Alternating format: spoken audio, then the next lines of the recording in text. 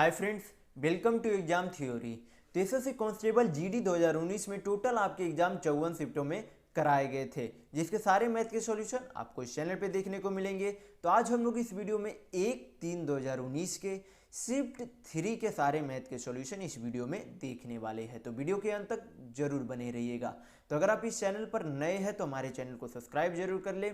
यह हमारा social media platform है, आप हमसे यहाँ भी जुड़ सकते हैं। इसके लिंक आपको इस वीडियो के डिस्क्रिप्शन बॉक्स में मिल जाएंगे। और इस वीडियो को अपने दोस्तों के साथ शेयर करना बिल्कुल भी नहीं भूलिएगा। ये जो है टोटल आपके एसएससी कांस्टेबल जीडी 2019 में इतनी शिफ्टों में आपके एग्जाम कराए गए हैं, जिसके 11 तारीख के फर्स्ट शिफ्ट से लेकर आपके 1/3/2019 के शिफ्ट 2 तक के सारे आपके मैथ के सॉल्यूशन इस चैनल पर करा दिए गए हैं। तो सारे वीडियो आप हमारे चैनल के प्लेलिस्ट में जाकर देख सकते हैं। तो आज हम लोग इस वीडियो में 1/3/2019 के शिफ्ट 3 के सारे मैथ के प्रश्नों के सॉल्यूशन देखने वाले हैं। तो चलिए बढ़ते आज के प्रश्नों की ओर।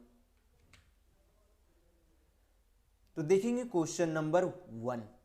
यहां पर दिया गया है क्वेश्चन में कि श्याम के कमरे का आयाम यानी कि इसकी जो है सारी भुजा की लंबाई, जैसे कि एक कमरा है उसकी जो है 5 मीटर क्या एक तरीके से आपका लेंथ है यानी कि लंबाई है, 3 मीटर आपका क्या है ब्रेथ यानी कि चौड़ाई है, और 2 मीटर आपका क्या है यच यानी कि ऊंचाई यानी कि हाइट है।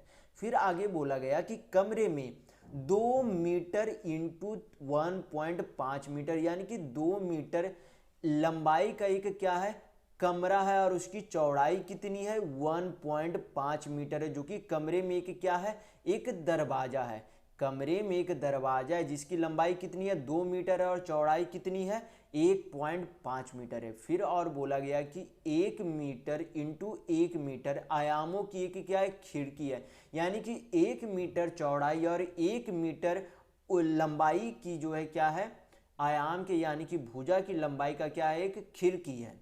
फिर बोला गया कि यदि पेंटिंग की दर 1.5 रुपये प्रति मीटर स्क्वायर का, यानी कि 1 मीटर अगर 1 मीटर एरिया होता है, क्योंकि यहाँ पर मीटर स्क्वायर है यानी कि इसका जो रुपये लगाया गया है किस में लगाया जाएगा एरिया पर लगाया गया, यानी कि 1 मीटर स्क्वायर एरिया का रुपया जो है कितना है 1.5 रुपया लगता है। तो पूछा जा रहा है आपसे कि उसके पूरे कमरे के 4 दीवारों को, यानी कि कोई कमरा है उसके चारों दीवारों को पेंट करने की लागत कितनी होगी, ये आपसे पूछा जा रहा है। मैं यहाँ पर एक आपको यहाँ पर रूम का डायग्राम बनाकर दिखा देता हूँ कि किस तरीके से आपको ये क्वेश्चन में बोला जा रहा है क्या क्या है।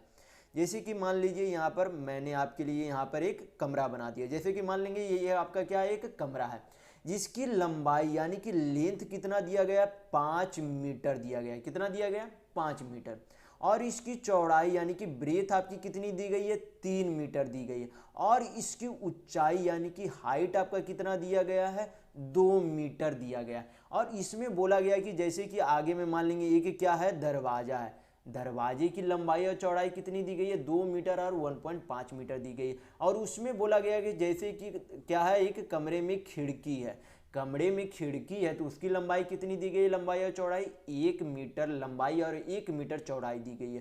तो इसका जो है 4 दीवारी, जैसे कि इधर एक दीवार हो गया, इधर आगे में एक दीवार, एक पीछे में दीवार है, एक इधर दीवार, तो टोटल कितनी दीवार हो गए 4 दीवार। तो इन 4 दीवारी को बोला जा रहा है कि रंगने में कितना पैसा लगेगा।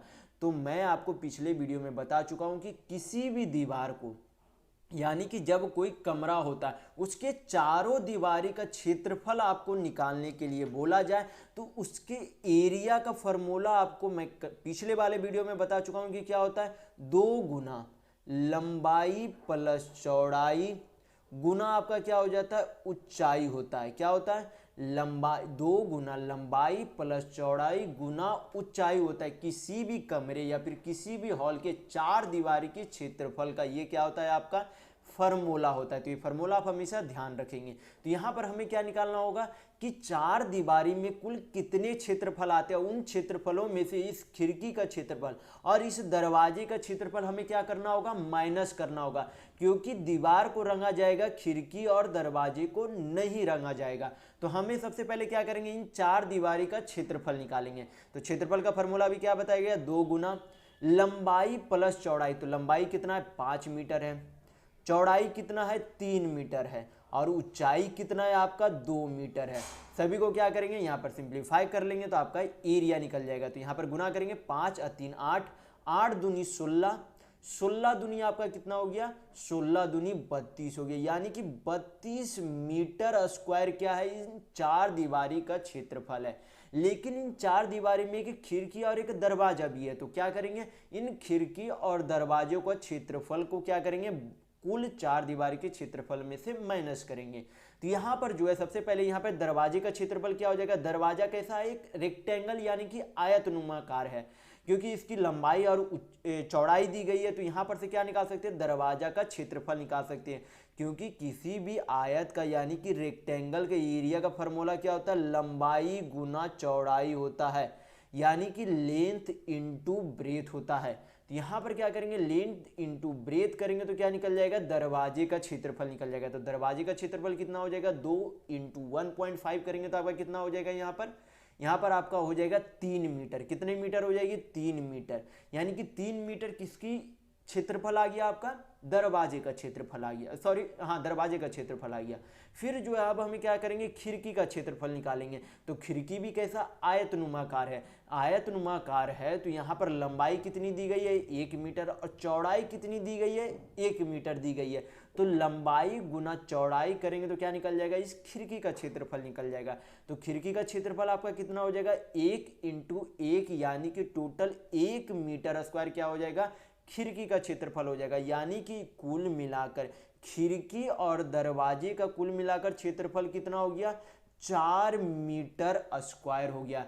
यानी कि कुल चार दीवारी का क्षेत्रफल 32 मीटर स्क्वायर, और उसमें से अगर हम 4 मीटर स्क्वायर माइनस कर देते, यानी कि खिड़की का क्षेत्रफल और दरवाजे का क्षेत्रफल माइनस कर देंगे तो क्या निकल जाएगा, बाकी जितना भाग रंगना है उसका क्षेत्रफल निकल जाएगा। तो 32 में से 4 गया तो आपका कितना बच जाएगा, 28 मीटर स्क्वायर। कितना बच गया, 28 मीटर स्क्वायर।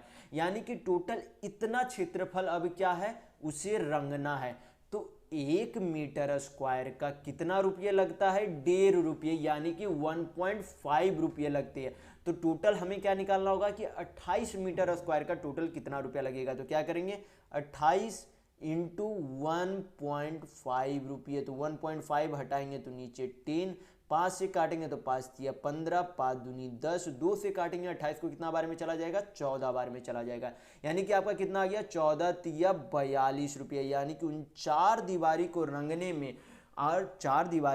में और उसमें खिड़की और दरवाजे का क्षेत्रफल निकाल दिया जाए, तब कुल मिलाकर उसमें 42 रुपया कुल जो है खर्च आएगा। यानी कि आपका यहाँ पर ऑप्शन नंबर 4 बिल्कुल सही होगा। तो यहाँ पर जो है आपके ये फॉर्मूला आप हमेशा याद रखेंगे कि किसी भी चार दीवारी के क्षेत्रफल का फॉर्मूला क्या होता है, 2 गुना लंबाई प्लस चौड़ाई गुना ऊंचाई होता है। तो चलिए बढ़ते नेक्स्ट क्वेश्चन की ओर। तो देखेंगे क्वेश्चन नंबर 2। ये आपका क्या है, ग्राफ का क्वेश्चन है। ग्राफ में क्या दिया गया है, देश की विदेशी मुद्रा भंडार दी गई, यानी कि सभी वर्षों में, जैसे 91 से 92 में जो है 2640 यूएस जो है डॉलर में, यानी कि इतना रुपये का जो है क्या होता है, मुद्रा भंडार है।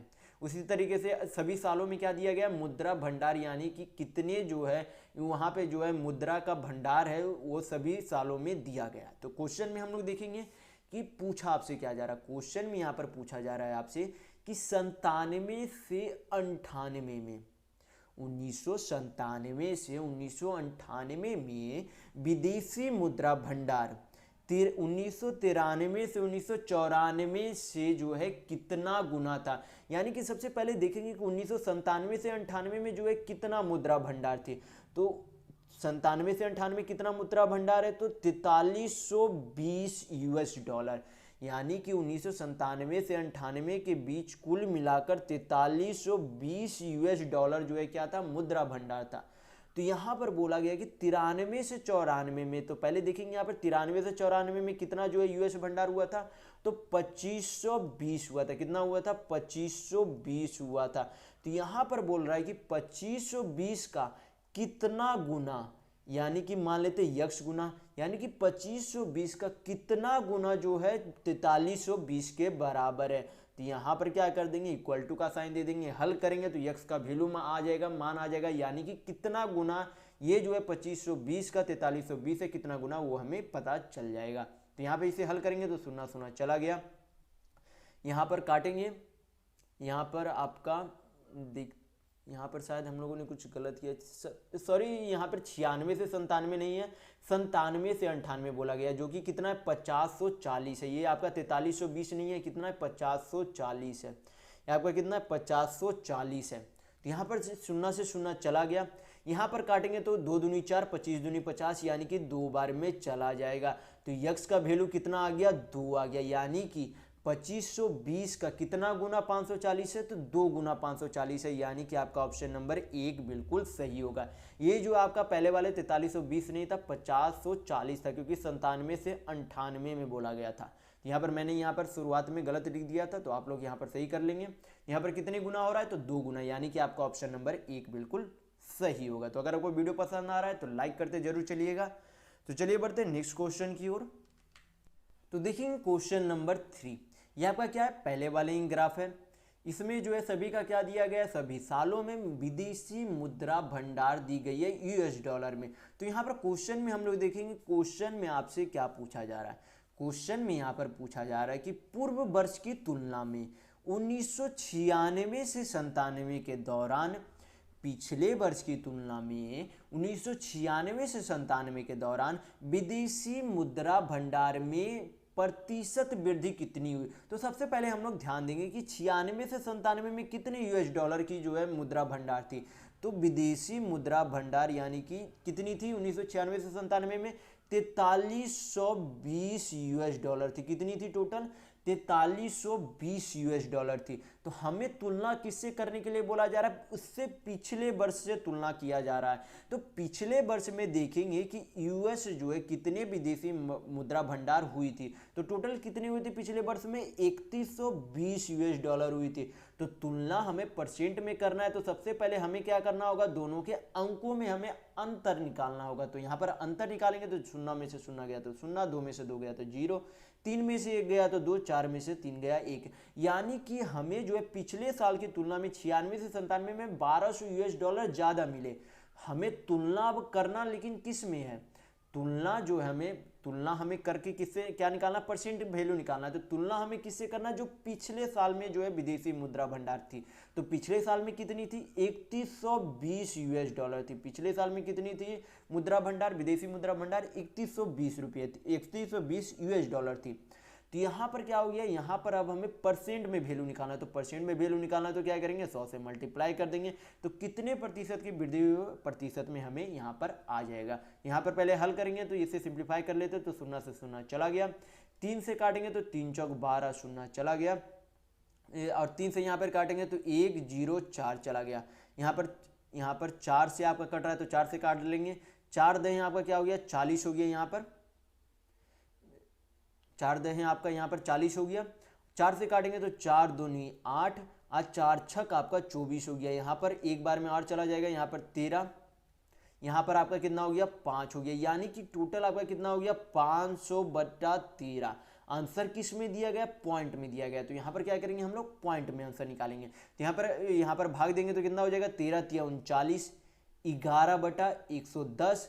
तो 13 8 आपका कितना हो जाता है, 104। यानी कि बचा शेष कितना, 6 बचा, 6 बचा यानी कि 60। तो 13 चौक 52, फिर 8 बचा यानी कि 13 पचे 65, 13 छक 78। यानी कि लगभग आपके जो है कितने प्रतिशत की वृद्धि हुई, 38.46% की वृद्धि हुई। यानी कि आपका ऑप्शन नंबर यहाँ पर 1 बिल्कुल सही होगा। तो चलिए बढ़ते हैं नेक्स्ट क्वेश्चन की ओर।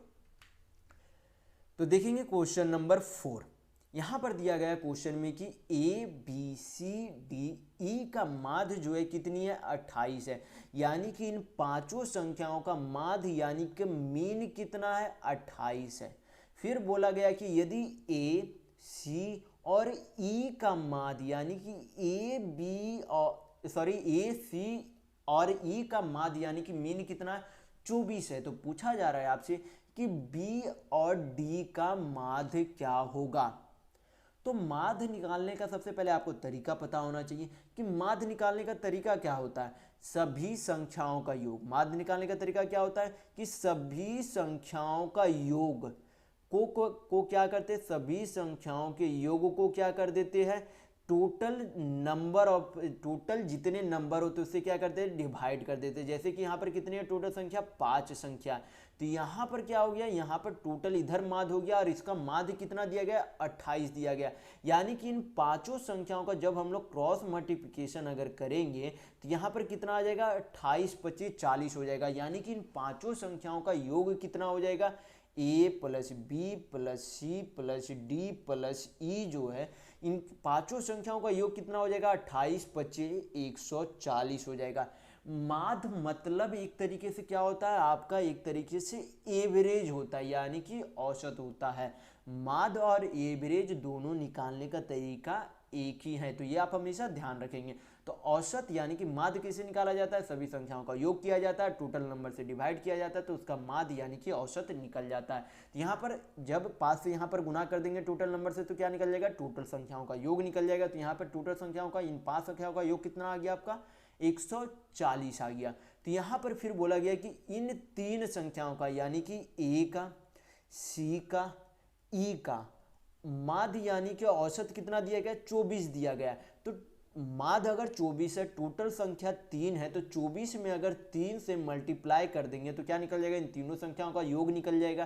क्योंकि टोटल तीनों संख्याओं का औसत यानी कि माध्य कितना है, 24 है, टोटल नंबर 3 है, 3 से मल्टीप्लाई करेंगे यानी कि 24 3 72 आएगा। यानी कि ए सी और ई का क्या निकल गया, योग निकल गया। तो यहाँ पर से हम निकाल सकते हैं कि बी और डी का योग क्या है, फिर योग निकाल लेंगे तो हम लोग माध्य भी निकाल सकते हैं। तो यहाँ पर जब ए सी और ई को माइनस करेंगे, जब इन पूरे में से ए सी ई को माइनस करेंगे तो आपका क्या बचेगा, यहाँ पर ए आपका कट जाएगा, माइनस ए यहाँ पर तीनों माइनस यहाँ पर आ जाएगा, तो माइनस ही माइनस ही माइनस ही माइनस ही कट गया, यहाँ पर भी आपका माइनस, तो बचा आपका क्या, बी और डी बचा। कितना बचा, बी और डी बचा। और 140 में से 72 जाएगा तो आपका कितना बचेगा, 28 और उधर 40 यानी कि टोटल 68 बचेगा। तो यहाँ पर क्या आ गया आपका, बी और डी संख्याओं का योग आ गया। हमें निकालना क्या है, माध्य निकालना। तो टोटल नंबर कितने हैं, 2 है, दोनों संख्याओं का योग पता है। माध्य यानी कि औसत निकालने के लिए क्या कर देंगे, 2 से डिवाइड करेंगे, तो 2 से 68 को काटेंगे तो कितना बार में चला जाएगा, 34 बार में चला जाएगा। यानी कि बी और डी का माध्य यानी कि मीन कितना आपका आ जाएगा, 34 आएगा। यानी कि आपका ऑप्शन नंबर 2 बिल्कुल सही होगा। तो चलिए बढ़ते हैं नेक्स्ट क्वेश्चन की ओर। तो देखेंगे क्वेश्चन नंबर 5, ये आपका क्या है, सिंप्लीफिकेशन का क्वेश्चन है। आपके सिंप्लीफिकेशन का हर एक सेट में आपसे जो है 2 सिंप्लीफिकेशन आपसे पिछले वाले साल में जो है यानी कि 2019 में आपके प्रत्येक सेट में 2 सिंप्लीफिकेशन आपसे पूछे गए हैं। तो सिंप्लीफिकेशन आप जो है अच्छी तरीके से करके जाएंगे परीक्षा में। तो सबसे पहले सिंप्लीफिकेशन बनाने का तरीका क्या होता है, सिंप्लीफिकेशन बनाने का तरीका होता है कि आपको बोर्ड मास थ्योरम आपको पता होना चाहिए। मैं पहले वाले वीडियो में काफ़ी बार बता चुका हूँ कि बोर्ड मास थ्योरम होता क्या। बी से आपका क्या हो जाता है, ब्रैकेट होता है। ब्रैकेट कितने प्रकार के होते हैं, 3 प्रकार के, बिग ब्रैकेट, मिडिल ब्रैकेट, एक आपका स्मॉल ब्रैकेट होता है। ओ से ऑफ होता है, हिंदी में का दिया हो रहता है। डी से डिवाइड यानी कि भाग, एम से मल्टीप्लाई यानी कि गुना, ए से ऐड यानी कि जोड़, एस से सब्ट्रैक्ट यानी कि घटाव होता है। तो जो पहले दिया गया, जैसे कि यहाँ पे बोर्ड मास में ब्रैकेट पहले है यानी कि बी पहले, तो उससे पहले ब्रैकेट को हल करेंगे, उसके बाद ऑफ को, उसके बाद डिवाइड को। यानी कि बोर्ड मास थ्योरम के हिसाब से जो पहले दिया गया उसे पहले हल करेंगे, जो बाद में दिया गया उसे बाद में हल करेंगे। तो यहाँ पर क्या करेंगे, सबसे पहले यहाँ पर इस सिंप्लीफिकेशन को हल करते हैं। यहाँ पर सबसे पहले क्या करेंगे, यहाँ पर स्मॉल ब्रैकेट का हल कर लेते हैं। यहाँ पर जो है सबसे पहले, अभी मैंने आपको बताया कि सबसे पहले ब्रैकेट का हल किया जाता है, तो ब्रैकेट में भी सबसे पहले स्मॉल ब्रैकेट का हल किया जाता है। तो स्मॉल ब्रैकेट का हल करेंगे तो कितना हो जाएगा, 7.4 में से 3.4 जाएगा तो कितना बचेगा, 7.4 में से 3.4 जाएगा तो कितना बचेगा, 4 बचेगा। कितना बचेगा, 4 बचेगा। तो यहां पर अब क्या करेंगे, सारा सिंप्लीफाई करेंगे तो कितना आ जाएगा आपका 10.5। फिर यहां पर 0.3, ऑफ मतलब क्या होता है, गुना होता है। ऑफ मतलब क्या होता है, गुना होता है। यानी कि 0.3 इंटू इन ब्रैकेट का जो वैल्यू है उससे क्या करेंगे, गुना कर देंगे। यानी कि 0.3 इंटू 4 करेंगे तो आपका कितना आ जाएगा, 4 तिया 12 यानी कि 1.2 आ जाएगा। प्लस हो जाएगा, यहाँ पर साइन क्या हो जाएगा आपका, साइन प्लस हो जाएगा यहाँ पर साइन। तो 28 से यहाँ पर गुना करके देख लेते हैं आपका यहाँ पर। तो 8 चौक 32, 3 आपका हो गया, 8 चौक 32, 4 दूनी 8, 40 और 3 आपका कितना हो गया 43, 4 4 दूनी 8 3 11, यानी कि टोटल आपका कितना आएगा 1132, यानी कि दोनों को गुना करने पर कितना आएगा 11.32 आएगा। कितना आएगा 11.32 आएगा। तो यहाँ पर अब हम लोग क्या करेंगे, यहाँ पर हम लोग कर लेंगे, यहाँ पर हम लोगों ने 8 चौक 32, 3 आपका 4 दूनी 8, 8 चौक 32, 33, यहाँ पर आपका ठीक है।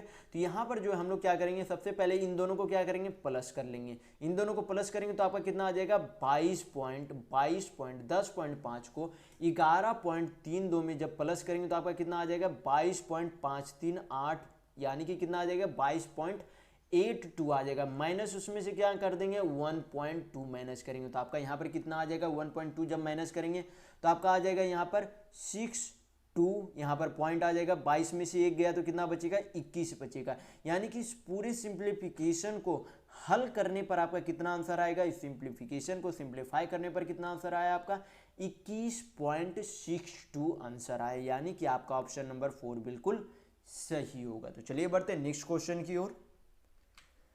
तो देखेंगे क्वेश्चन नंबर 6। यहाँ पर दिया गया है क्वेश्चन में कि एक समचतुर्भुज यानी कि रोम्बस का एक विकर्ण यानी कि डायगोनल दूसरे का कितना है 70% है। यानी कि एक डायगोनल रोम्बस यानी कि समचतुर्भुज में कितने डायगोनल होते हैं 2 डायगोनल होते हैं।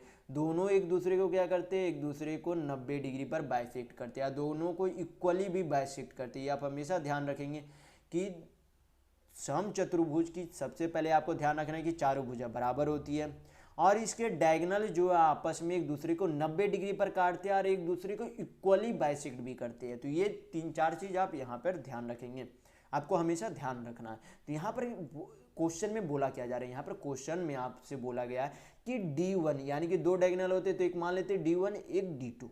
बोला गया कि एक विकर्ण जो है दूसरे विकर्ण का 70% है, यानी कि अगर दूसरा विकर्ण 100% है, यहाँ पर मान लेते हैं कि एक विकर्ण है जो किसी का कितना है 100% है, तो दूसरा विकर्ण जो है क्या है दूसरे के विकर्ण का कितना है 70% है, यानी कि ये 100% अगर है तो ये कितना मात्र है 70% ही ये डायगोनल है। तो यहाँ पर फिर आगे आपका बोला गया क्वेश्चन में कि भुजा के रूप में लंबे विकर्ण का उपयोग करके, भुजा के रूप में लंबे विकर्ण का उपयोग करके कि क्या बनाया गया वर्ग बनाया गया। जैसे कि कोई डायगोनल है, जैसे कि यहाँ पर 2 डायगोनल है, 2 डायगोनल यहाँ पर समचतुर्भुज में दी गई, तो किसकी जो है डायगोनल सबसे बड़ी होगी जो कि 100% वाला है, जो 100% वाला जिसकी भुजा की लंबाई है वो जो है क्या होगा D1 से बड़ा होगा, यानी कि D2 यहाँ पर क्या है बड़ा है। तो इस D2 वाले डायगोनल पर क्या बनाया गया, D2 डायगोनल वाले को क्या मान लिया गया साइड यानी कि भुजा मान लिया गया एक वर्ग बनाने के लिए।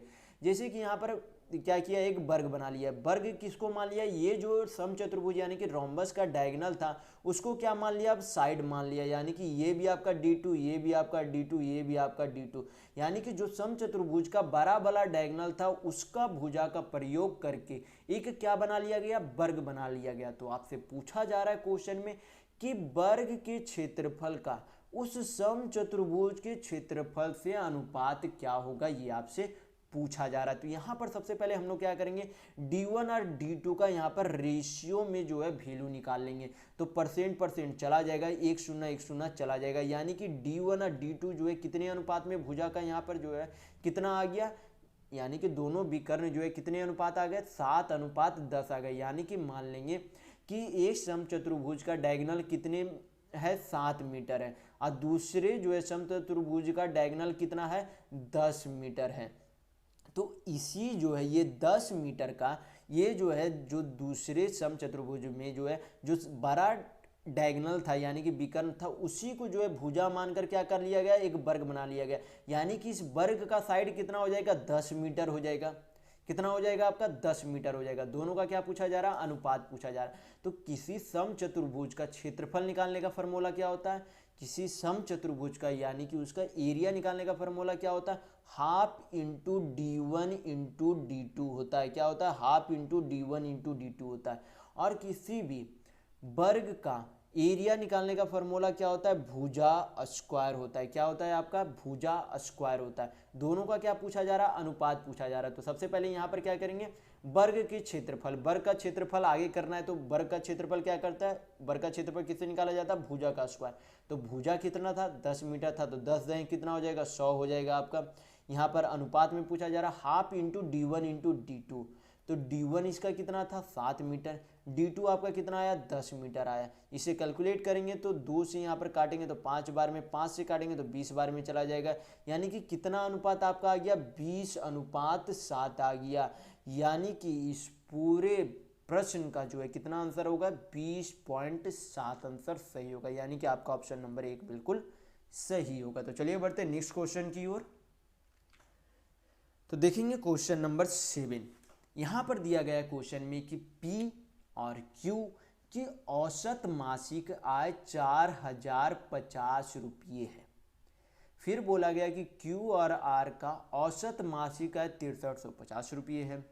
फिर आगे बोला गया कि P और R की औसत मासिक आय जो है कितनी है, 4800 रुपये है। तो आपसे क्वेश्चन में पूछा जा रहा है कि P की मासिक आय कितनी है। तो यहाँ पर सबसे पहले हम लोग निकाल लेंगे कि PQR की कुल मिलाकर कितनी मासिक आय है। तो यहाँ पर हम लोग क्या करेंगे, यहाँ पर सबसे पहले P और Q का औसत मासिक आय कितना दिया गया है, 4050 रुपया दिया गया। तो यहाँ पर दो व्यक्तियों का, यहाँ पर मान लेते P और Q एक व्यक्ति है, तो दो व्यक्तियों का औसत मासिक आय कितना दिया गया है, 4050 रुपया दिया गया। तो हमें अगर इसमें 2 गुना कर देते हैं तो क्या निकल जाएगा, उन दोनों व्यक्तियों का कुल मासिक आय निकल जाएगा। उन दोनों व्यक्तियों का क्या निकल जाएगा, कुल मासिक आय निकल जाएगा। तो यहाँ पर गुना करेंगे तो 4 दूनी 8, 50 दूनी 100, यानी कि टोटल कितना हो जाएगा, 8100 हो जाएगा। फिर आगे उसी तरीके से आप यहाँ पर करेंगे Q प्लस R हो जाएगा, यानी कि Q और R का औसत मासिक आय कितना है, 6350 है। कुल योग निकालने के लिए क्या करेंगे, 2 से गुना करेंगे, क्योंकि टोटल कितने आदमी है, 2 आदमी है। यहाँ पर 2 से गुना करेंगे तो आपका कितना हो जाएगा, 63 दूनी 126 और 50 दूनी 100, यानी कि 12700 हो जाएगा। कितना हो जाएगा, 12700, यानी कि 12700 रुपया हो जाएगा। फिर बोला गया है यहाँ पर आगे कि P और R का औसत मासिक आय कितना है, यहाँ पर 4800 रुपये है। यहाँ पर क्या करेंगे, यहाँ पे 2 से गुना कर देंगे तो P और R का कुल मासिक आय निकल जाएगा। तो 48 दूनी आपका कितना हो जाएगा, 9600 हो जाएगा। तो सभी को क्या कर देंगे, यहाँ पर जोड़ देंगे। सभी को क्या करेंगे, यहाँ पर जोड़ेंगे तो क्या आ जाएगा आपका, 2P आ जाएगा, 2Q आ जाएगा, 2R आ जाएगा। यानी कि 2P बन रहा है, 2Q बन रहा है, 2R बन रहा है। यानी कि हम क्या कर सकते हैं, 2 को कॉमन ले सकते हैं। तो अंदर आपका क्या बचेगा, 1P 1Q 1R बचेगा। क्या बचेगा, 1P 1Q और 1R बचेगा। और टोटल यहाँ पर जो है पैसे का योग कितना आ जाएगा, 2 शून्य यहाँ पर आपका आ जाएगा, 7 1 8 6 14 हाथ में 1 12 8 20 9 29 1 आपका कितना हो गया, 30 हो गया। 2 से यहाँ पर काटेंगे कितना बार में चला जाएगा, 15200 आ जाएगा। यानी कि तीनों व्यक्तियों का, यानी कि PQR का जो है कुल मासिक आय कितना हो गया, 15200 रुपया हो गया। हमें निकालना किसका है, P का निकालना है। तो यहाँ पर हमें देखने को मिल रहा है कि PQR का कुल मासिक आय कितना है, 15200 रुपये। तो यहाँ पर फिर यहाँ पर ये इक्वेशन अगर आप यहाँ पर देखेंगे तो यहाँ पर Q और R का कुल योग यहाँ पर कितना आ रहा है, 12700 रुपया आ रहा है। तो अगर हम लोग Q प्लस R के मासिक आय से, यानी कि 12700 रुपये से माइनस कर दे तो क्या निकल जाएगा, P का मासिक आय निकल जाएगा। जब तीनों के मासिक आय से Q और R का मासिक आय माइनस कर देंगे तो क्या निकल जाएगा, P का मासिक आय निकल जाएगा। यहाँ पर क्या करेंगे, माइनस कर देंगे तो 2 शून्य आपका आ गया, यहाँ पर 7 5 12 हो गया, यहाँ पर 4 में से 2 गया, 2 हो गया यहाँ पर। यानी कि P का मासिक आय आपका कितना आ गया, 2500 रुपये आ गया। कितना आ गया, 2500 रुपये। यानी कि आपका ऑप्शन नंबर 2 बिल्कुल सही होगा। तो चलिए बढ़ते हैं नेक्स्ट क्वेश्चन की ओर। तो देखेंगे क्वेश्चन नंबर 8। यहाँ पर दिया गया क्वेश्चन में कि राजू ने ABC बैंक में, एक कोई बैंक है, ABC बैंक है, बैंक में 52,000 का निवेश किया। राजू है, एक ABC बैंक में 52,000 का निवेश किया। फिर बोला गया कि यदि पहले वर्ष की ब्याज 12% है और दूसरे वर्ष का ब्याज दर पहले वर्ष की ब्याज दर से 3% अधिक है। तो पहले वर्ष में ब्याज दर कितना था, 12% था, और दूसरे वर्ष में बोल रहा है कि पहले वर्ष से 3% अधिक है। तो पहले वर्ष में अगर 12% ब्याज दर था तो उसमें 3% अधिक, यानी कि दूसरे वर्ष में जो है ब्याज कितना लग रहा होगा, 12 3 15%। यानी कि पहले साल में 12% ब्याज लग रहा था और दूसरे साल में 15% की दर से ब्याज लग रहा है। तो आपसे क्वेश्चन में पूछा जा रहा है कि 2 साल में उससे जो है कितना चक्रवृद्धि ब्याज यानी कि कंपाउंड इंटरेस्ट मिलेगा, ये आपसे पूछा जा रहा है। तो यहाँ पर जो है सबसे पहले हम लोग क्या करेंगे, परसेंट को फ्रैक्शन में चेंज करेंगे। मैं आपको पहले वाले वीडियो में काफ़ी बार बता चुका हूँ कि परसेंट को फ्रैक्शन में किस तरीके से चेंज किया। जैसे कि 12% को हम लोग यहाँ पर क्या लिख सकते हैं, 3/25 लिख सकते हैं। क्या लिख सकते हैं, 3/25। कैसे लिख सकते हैं, जैसे कि 12% है, परसेंट को हटाएंगे तो नीचे क्या आ जाएगा, 100 आ जाएगा। 4 से काटेंगे तो 4 तिया 12, 25 चौक 100 हो जाएगा। तो यहाँ पर हमें क्या पता चलता है, यहाँ पर हमें पता चलता है कि कोई 25 यूनिट की राशि पर जो है 3 यूनिट का क्या बन रहा है, ब्याज बन रहा है। 25 यूनिट की कोई राशि पर 3 यूनिट का क्या बन रहा है, ब्याज बन रहा है। यानी कि पहले उसका मूलधन अगर 25 यूनिट था तो अब उसका नया मिश्र धन 3 यूनिट के ब्याज के साथ कितने यूनिट हो गए हैं, 25 और 3 28 यूनिट हो गया। यानी कि पहले अगर मूलधन पहले साल में 25 यूनिट था तो बढ़कर जो एक साल में ब्याज जुटकर कितना हो गया, 28 यूनिट हो गया। फिर दूसरे साल में कितना ब्याज लग रहा है, 15% ब्याज लग रहा है। तो 15% को भी हम लोग फ्रैक्शन में चेंज करेंगे तो कितना हो जाएगा, 3/20 हो जाएगा। यानी कि 20 यूनिट का कोई सामान में जो है 3 यूनिट का ब्याज लगता है। यानी कि 20 यूनिट अगर उसका प्रिंसिपल था दूसरे साल में तो उस पर भी अब क्या लगता है, 3 यूनिट का ब्याज लगता है। यानी कि 20 यूनिट से मिश्र धन कितना हो गया, 2 साल के अंत में 23 यूनिट हो गया। तो इधर क्या करेंगे, इधर गुना करेंगे तो आपका क्या निकल जाएगा, प्रिंसिपल का वैल्यू निकलेगा यूनिट में। इधर गुना करेंगे तो आपका क्या निकल जाएगा, compound interest, sorry compound interest नहीं, यहाँ पर आपका अमाउंट यानी कि मिश्र धन का यहाँ पर वैल्यू निकलेगा यूनिट में। तो इसे क्या करेंगे हम लोग, हल करने से पहले यहाँ पर क्या करेंगे, यहाँ पर हमें दिख रहा है कि दोनों में क्या दिख रहा है, कॉमन दिख रहा है। दोनों में 2 कॉमन दिख रहा है तो हम लोग क्या करेंगे, काट लेंगे। तो 2 से काटेंगे, 4 से काट लेते, 4 से यहाँ पर छोटा हो जाएगा आपका, 4 × 5 = 20, 4 7 आपका यहाँ पर 28 कट गया। तो यहाँ पर आपका कितना हो जाएगा, 25 × 5 = 125 रेशियो 23 7 आपका कितना हो गया, 7 × 1 = 7 दूनी 14 और 2 16, 161 आपका हो गया। तो यहाँ पर जो है कितना हो गया, प्रिंसिपल यानी कि मूलधन 125 यूनिट और अमाउंट कितना हो गया, 161 यूनिट हो गया। यानी कि 125 यूनिट बराबर 125 यूनिट बराबर जो है कितना रुपया दिया गया, 52,000 रुपये दिया गया। तो यहाँ पर से हम लोग क्या निकाल सकते हैं, 1 यूनिट का वैल्यू निकाल सकते हैं।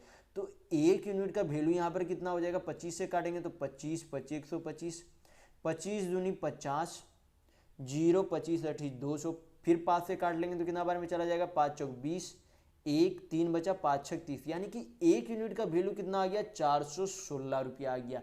तो यहाँ पर अब हमें चाहिए क्या, सिर्फ हमें चक्रवृद्धि ब्याज यानी कि कंपाउंड इंटरेस्ट चाहिए। तो अगर हमें सिर्फ कंपाउंड इंटरेस्ट चाहिए तो कंपाउंड इंटरेस्ट निकालने के लिए क्या किया जाता है, अमाउंट माइनस प्रिंसिपल किया जाता है। क्या किया जाता है, मिश्र धन माइनस मूलधन किया जाता है। तो अगर हम लोग 161 माइनस 25 कर देंगे तो हमें यूनिट में जो है क्या निकल जाएगा, कंपाउंड इंटरेस्ट यानी कि चक्रवृद्धि ब्याज का वैल्यू निकल जाएगा। तो 161 में से 125 गया तो आपका कितना बचेगा, आपका यहाँ पर हो जाएगा 30, 31 और 5 आपका कितना हो जाएगा, 36 हो जाएगा। तो यहाँ पर क्या कर देंगे, 36 से 416 को 36 से गुना कर देंगे तो आपका क्या निकल जाएगा, कंपाउंड इंटरेस्ट निकल जाएगा। तो कंपाउंड इंटरेस्ट यहाँ पर निकालने के लिए आपको क्या करना होगा, गुना करना होगा। तो गुना करने के लिए हमें यहाँ पर देखना होगा कि इकाई अंक आपका यहाँ पर कितना आ रहा है, 6 × 36 होगा। तो इकाई अंक जब भी आपका यूनिट वैल्यू होगा तो कितना होगा, 6 होगा। तो 6 ना तो आपका पहला ऑप्शन में इकाई अंक है यानी कि यूनिट डिजिट, ना तो आपका पहले ऑप्शन में 6 है, ना ही दूसरे ऑप्शन में, ना ही चौथे ऑप्शन में। आपका कौन सी ऑप्शन में, मात्र तीसरे ऑप्शन में आपका यूनिट वैल्यू 6 है। यानी कि आपका यहाँ पर तीसरा भी ऑप्शन नंबर 3 बिल्कुल सही होगा। तो यहाँ पर आपको परीक्षाओं में समय बचाने के लिए यहाँ पर आप पूरा गुना नहीं करेंगे, यूनिट वैल्यू देखेंगे कि किस में मैच कर रहा है, यहाँ पर मैच कर जाएगा उसे क्या कर देंगे, टिक करके परीक्षाओं में चले जाएंगे। इससे आपका क्या होगा, समय की बचत होगी। तो यहाँ पर आपका क्या सही आंसर होगा, ऑप्शन नंबर 3। तो चलिए बढ़ते हैं नेक्स्ट क्वेश्चन की ओर। तो देखेंगे क्वेश्चन नंबर 9। यहाँ पर दिया गया है क्वेश्चन में कि जॉन के कमरे का फर्श जो है कितने मीटर है, 10 मीटर लंबा 3 मीटर चौड़ा है। फिर बोला गया कि वह फर्श पर 15 सेंटीमीटर लंबाई और 8 सेंटीमीटर चौड़ाई वाली क्या लगाते, टाइल्स लगाने का निर्णय करता है। तो उसे कितना टाइल्स की ज़रूरत होगी, उन कमरे के पूरे फर्श को जो है पूरे कमरे को टाइल्स से कवर करने के लिए कितने टाइल्स की आवश्यकता होगी। तो यहाँ पर सबसे पहले आपको ध्यान देना है कि ये जो फर्श पर जो है टाइल्स बिछाया जाएगा उसकी लंबाई और चौड़ाई किस में दी गई है, सेंटीमीटर में दी गई है। किस में दी गई है, सेंटीमीटर में दी गई है। लेकिन आपके कमरे की जो लंबाई दी गई है किस में दी गई है, मीटर में दी गई है। किस में दी गई है, मीटर में दी गई है। तो मीटर को हम लोग यहाँ पर क्या करेंगे, सेंटीमीटर में चेंज कर देंगे। तो 1 मीटर बराबर कितने सेंटीमीटर होते हैं, तो 100 सेंटीमीटर होते हैं। तो यहाँ पर हम लोग क्या करेंगे, मीटर को सेंटीमीटर में चेंज करेंगे। तो 10 मीटर का वैल्यू कितना हो जाएगा, अगर 1 मीटर 100 सेंटीमीटर के बराबर होता है तो 10 मीटर कितने हो जाएंगे, 1000 सेंटीमीटर हो जाएंगे। उसी तरीके से 3 मीटर को सेंटीमीटर में चेंज करेंगे तो कितना हो जाएगा, 300 सेंटीमीटर हो जाएगा। तो यहाँ पर हम लोगों ने क्या किया, कमरे के फर्श को भी जो है क्या किया, सेंटीमीटर में लंबाई चौड़ाई को हम लोगों ने चेंज कर लिया। तो यहाँ पर हम लोग क्या करेंगे, यहाँ पर सबसे पहले कि जॉन के कमरे का क्षेत्रफल कितना है। तो क्षेत्रफल निकालने के लिए क्या किया जाता है, लेंथ इनटू ब्रेथ, यानी कि लंबाई गुना चौड़ाई किया जाता है। तो क्या करेंगे, 1000 गुने क्या करेंगे, 300 से भाग देंगे। तो ये क्या निकल गया आपका, ऊपर में टोटल जो है रूम का क्षेत्रफल निकल गया। और जब हम लोग 15 इंटू 8 से डिवाइड करेंगे, यानी कि उस टाइल्स के लंबाई और चौड़ाई, ये आपका क्या हो गया, एक टाइल्स का क्षेत्रफल निकल गया। तो टोटल जो है इतने क्षेत्रफल में बिछाना है, एक टाइल्स से जो है इतना क्षेत्रफल कवर करता है। तो जब कुल क्षेत्रफल को एक टाइल्स के क्षेत्रफल से विभाज्य करेंगे तो आपका क्या निकल जाएगा कि कितने क्षेत्रफल उसमें लगाए जाए, उसकी संख्या आपको पता चल जाएगी। तो यहाँ पर क्या करेंगे, हम लोग हल करेंगे, 15 से काटेंगे तो 15 दूनी 30, 20 बार में, 4 दूनी 8, 4 पचे 20, 2 से काटेंगे तो 1000 आपका कितना बार में चला जाएगा, 500 बार में चला जाएगा। तो 5 पचे आपका कितना हो गया, 2500। यानी कि कुल मिलाकर उस कमरे में जो है, यानी कि कमरे के फर्श पर जो है 2500 टाइल्स लगाई जाएगी। यानी कि आपका ऑप्शन नंबर 2 बिल्कुल सही होगा। तो चलिए बढ़ते हैं नेक्स्ट क्वेश्चन की ओर। तो देखेंगे क्वेश्चन नंबर 10। यहाँ पर क्वेश्चन में दिया गया है आपको कि यहाँ पर एक विक्रेता ने 1 रुपये में 7 टॉफियों की दर से टॉफियां खरीदी। 1 रुपये में कितने टॉफी खरीदा, 7 टॉफी खरीदा। तो आपसे बोला जा रहा है कि 40% लाभ प्राप्त करने के लिए, अगर 1 रुपये में उसने 7 टॉफी खरीदी है तो 40% लाभ प्राप्त करने के लिए उसे 1 रुपये में कितने टॉफियां बेचनी चाहिए। तो यहाँ पर क्या करेंगे, 1 रुपये में कितने टॉफी बेचे गए, 7 टॉफी बेचे गए। तो कुल रुपये में से क्या किए, यहाँ पर 7 टॉफी, यानी कि ऊपर रुपया लिख दिए, ये ऊपर रुपया लिख दिया, नीचे क्या लिख दिया, टॉफी की संख्या लिख दिए। तो यहाँ पर क्या निकल जाएगा, एक टॉफी का मूल्य निकल जाएगा। उसे क्या बोला जा रहा है, 40% के लाभ पे बेचा जाएगा। 40% को जब फ्रैक्शन में चेंज करेंगे तो कितना आएगा, मैं आपको इसी वीडियो में बता चुका हूँ कि परसेंट को फ्रैक्शन में किस तरीके से चेंज किया जाता है। तो 40% को फ्रैक्शन में क्या लिख सकते हैं, 2/5 लिख सकते हैं। यानी कि 5 यूनिट का कोई सामान 2 यूनिट के लाभ में बेचा जा रहा है। यानी कि 5 यूनिट का सामान 2 यूनिट के लाभ में, यानी कि कितना में बेचेगा, 7 में बेचेगा। तो यहाँ पर गुना करेंगे तो आपका क्या निकल जाएगा कि 1 रुपये में कितना टॉफी बेचना चाहिए, ये हमें प्राप्त हो जाएगा। तो 7 से 7 चला गया तो आपका क्या आ जाएगा, 1/5 आ जाएगा। तो हम लोगों ने ऊपर क्या माना था, ऊपर रुपये माना था, यानी कि आपका मूल्य माना था। नीचे क्या माना था, टॉफी की संख्या मानी थी। तो यहाँ पर आपका क्या आ गया कि 1 रुपये में आपको कितने टॉफियाँ बेचनी चाहिए, 5 टॉफियाँ बेचनी चाहिए। यानी कि आपका ऑप्शन नंबर यहाँ पर 1 बिल्कुल सही होगा। तो चलिए बढ़ते हैं नेक्स्ट क्वेश्चन की ओर। तो देखेंगे क्वेश्चन नंबर 11। ये आपका क्या है, सिंप्लीफिकेशन का क्वेश्चन है। बॉडमास थ्योरम मैं आपको इस वीडियो में बता चुका हूँ कि क्या होता है। तो चलिए इसे सिंप्लीफाई करते हैं। तो यहाँ पर क्या करेंगे हम लोग, 12 माइनस 6.4 को क्या करेंगे, 8 से भाग देंगे। क्या करेंगे, 6.4 को 8 से भाग देंगे तो आपका कितना आ जाएगा, 8 8 64, यानी कि 0.8 आएगा। प्लस का साइन है तो प्लस दे देंगे। 0.2 इंटू 0.7 करेंगे तो आपका कितना आ जाएगा, 7 दूनी 14, यानी कि 0.14 आएगा। कितना आएगा, 0.14 या फिर 0.14 बोल सकते कि आएगा। तो यहाँ पर क्या करेंगे, सबसे पहले यहाँ पर क्या कर देंगे, जोड़ देंगे तो आपका कितना आ जाएगा, 12 प्लस 0.14, यानी कि टोटल कितना आ जाएगा, 12.14 आ जाएगा। उसमें से क्या करेंगे, माइनस 0.8 करेंगे तो आपका कितना आ जाएगा, 12.14 में से, यानी कि 12.14 में से 0.8 को जब माइनस करेंगे तो आपका कितना आ जाएगा, यहाँ पर आपका आ जाएगा 4, 8 3 11, यहाँ पर कितना बचेगा, 11 आ जाएगा। यानी कि इस पूरे सिंप्लीफिकेशन का हल करने पर कितना आंसर आया, 11.34 आंसर आया। यानी कि आपका ऑप्शन नंबर 1 बिल्कुल सही होगा। तो अगर आप ये दोनों इस तरीके के गुना को अगर आप डायरेक्ट करना नहीं जानते तो आप इस तरीके से इसे गुना कर सकते हैं। जैसे कि 0.2 है, पॉइंट हटाएंगे तो नीचे क्या आ जाएगा, 10 आ जाएगा। इंटू का साइन है, 0.7 है आपका, 10 पॉइंट हटाएंगे तो नीचे 10 आ जाएगा। आपका कितना हो गया, गुना करने पर 7 दूनी 14, नीचे आपका कितना हो जाएगा, 10 इंटू 10 यानी कि 100 हो जाएगा। तो जब यहाँ पर 14/100 को पॉइंट में चेंज करेंगे तो कितना आ जाएगा, 0.14 आ जाएगा। अगर आप इसे डायरेक्ट तरीका से नहीं गुना करना जानते हैं तो आप इस तरीके से गुना कर सकते हैं, या फिर डायरेक्ट आप जानते हैं तो डायरेक्ट यहाँ पर आप लिख सकते हैं किस तरीके से गुना करके। तो चलिए बढ़ते हैं नेक्स्ट क्वेश्चन की ओर। तो देखेंगे क्वेश्चन नंबर 12। यहाँ पर क्वेश्चन में दिया गया है कि अमित जो है 10 घंटे में 40 किलोमीटर की चाल से एक दूरी तय करता है। यानी कि अमित जो है 10 घंटे चलता है कितने की चाल से, 40 किलोमीटर प्रति घंटा की चाल से। फिर बोला गया कि यदि वह 8 घंटे में समान दूरी तय करना चाहता है, यानी कि जितना दूरी 10 घंटा में उसने अगर पहले तय किया था उतनी ही दूरी जो है अब 8 घंटे में ही तय करना चाहता है। तो आपसे पूछा जा रहा है कि उसकी चाल कितनी होगी। तो सबसे पहले हमें पता होना चाहिए कि उसने 10 घंटा में कितनी दूरी ट्रेवल की। तो दूरी बराबर आपको फार्मूला पता होना चाहिए कि दूरी बराबर आपका क्या होता है, चाल इंटू समय होता है। क्या होता है, दूरी बराबर चाल इंटू समय होता है। फिर हमें निकालना क्या है, बाद में चाल भी निकालना है। तो चाल बराबर आपका क्या हो जाता है, दूरी बटा समय हो जाता है। तो आप चाहे तो दोनों फार्मूला याद रख सकते या फिर एक भी याद रखेंगे तो आपका काम चलेगा। तो सबसे पहले हमें निकालना क्या है, दूरी निकालना है कि दूरी जो है कितनी दूरी 10 घंटे में अमित ने तय की थी।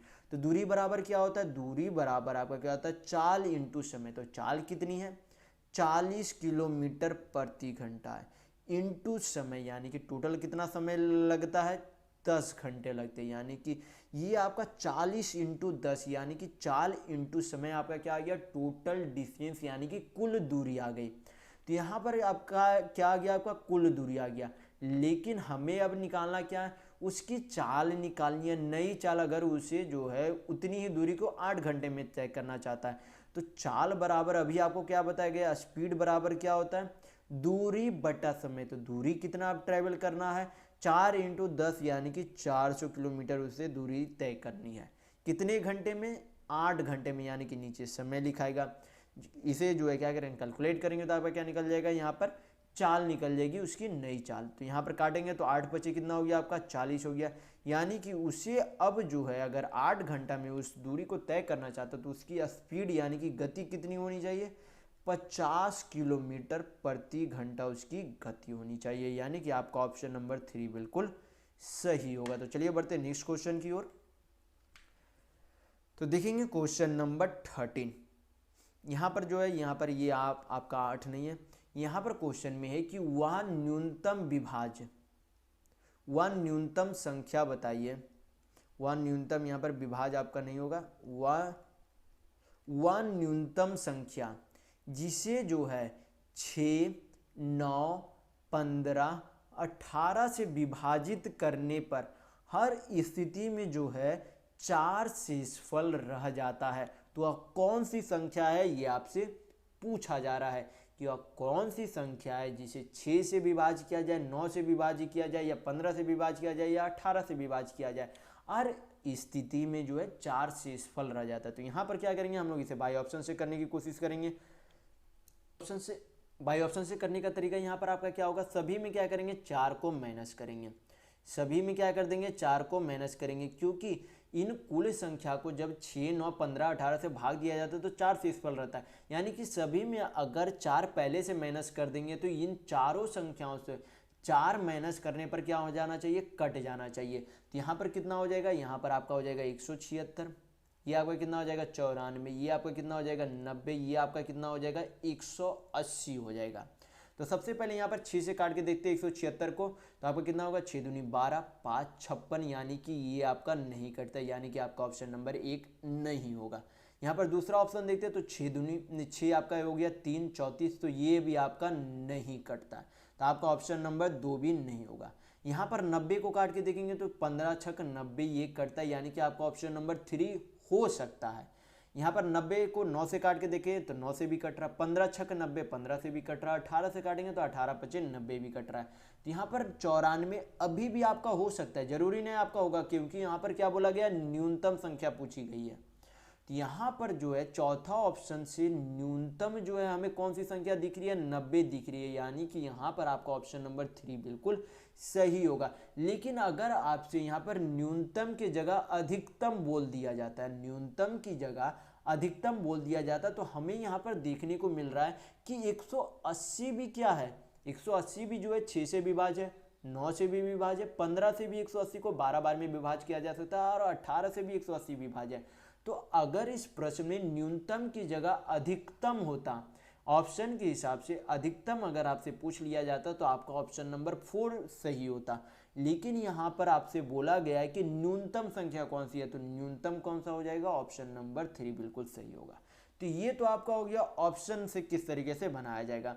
अगर आप इसे बेसिक तरीका से बनाना चाहते हैं, अगर आप इसे बेसिक तरीके से बनाना चाहते हैं तो आप इस तरीके से बना सकते हैं। जैसे कि आप यहाँ पर क्या कर लेंगे, 6, 9, 15 और 18 का क्या कर लेंगे, एलसीएम ले लेंगे। क्या करेंगे, 6, 9, 15, 18 का एलसीएम लेंगे। तो 6, 9, 15, 18 का एलसीएम कितना आएगा, 18 पचे 90, 9 है इसमें 6, यानी कि आपका 90 एलसीएम आएगा। आप यहाँ पर घर पे जो है यहाँ पर करके देख सकते हैं, 6, 9, 15, 18 का एलसीएम कितना आएगा, 90 आएगा। तो जो आपका एलसीएम आया उसमें क्या करेंगे, उन जो सभी शेषफल बोला जा रहा है, जितना शेषफल बोला जा रहा है उसमें क्या कर देंगे, जोड़ देंगे। उसमें क्या कर देंगे, जोड़ देंगे। वही आपकी क्या हो जाएगी, वो आपकी संख्या हो जाएगी, यानी कि संख्या कितनी हो जाएगी, 94 हो जाएगी। तो अगर आप बेसिक तरीके से करना चाहते हो तो क्या करेंगे, सभी का एलसीएम लेंगे और जो शेषफल बोला जा रहा है उसमें जोड़ देंगे, तो वही आपका सही आंसर होगा। तो यहाँ पर सभी स्थितियों में आपका कौन सा आंसर आ रहा है, ऑप्शन नंबर 3। चलिए बढ़ते हैं नेक्स्ट क्वेश्चन की ओर। तो देखेंगे क्वेश्चन नंबर 14। यहाँ पर क्वेश्चन में बोला जा रहा है आपसे कि रीना ने साधारण ब्याज पर